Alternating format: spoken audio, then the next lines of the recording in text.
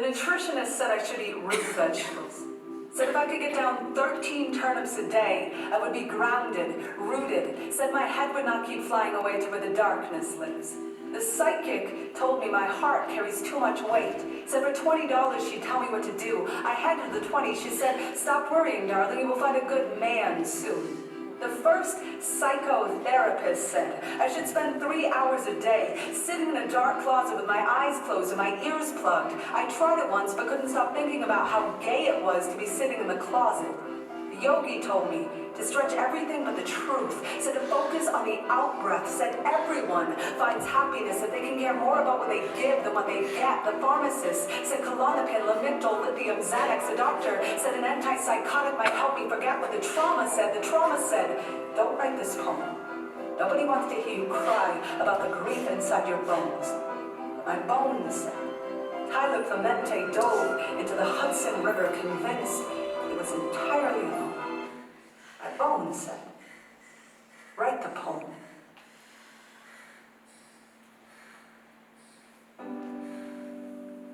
The lamplight, considering the riverbed, the chandelier of your faith hanging by a thread. To every day you cannot get out of bed, to the bullseye of your wrist, to anyone who has ever wanted to die.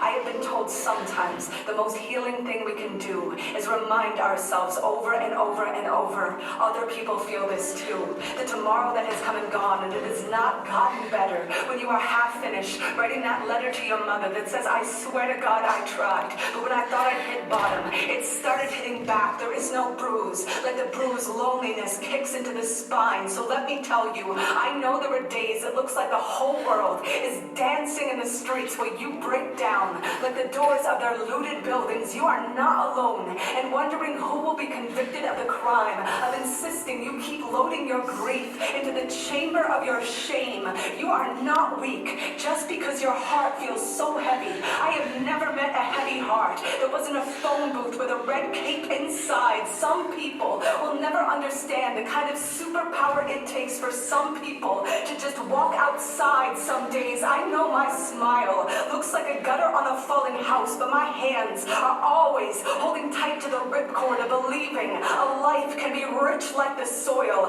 can make food of decay, turn wound into highway, pick me up in a truck with that bumper sticker that says it is no measure of good health to be well adjusted to a sick society. I have never trusted anyone with the pulled back bow of my spine the way I trust the ones who come undone at the throat, screaming for their pulse to find the fight to pound. 4 nights before Tyler Clemente jumped from the George Washington Bridge, I was sitting in a hotel room in my own town, calculating exactly what I had to swallow to keep a bottle of sleeping pills down. What I know about living is the pain is never just ours. Every time I hurt, I know the wound is an echo, so I keep listening for the moment when the grief becomes a window, when I can see what I couldn't see before through the glass of my most battered dream. I watched a dandelion lose its mind in the wind, and when it did, it scattered 1,000 seeds.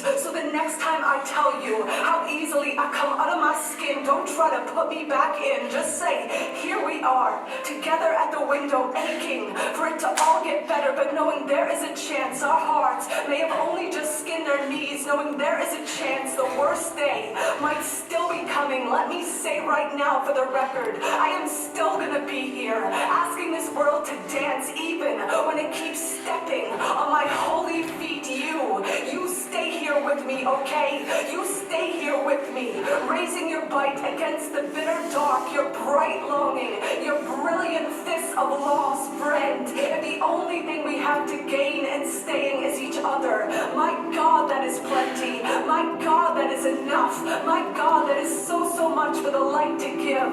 Each of us at each other's backs, whispering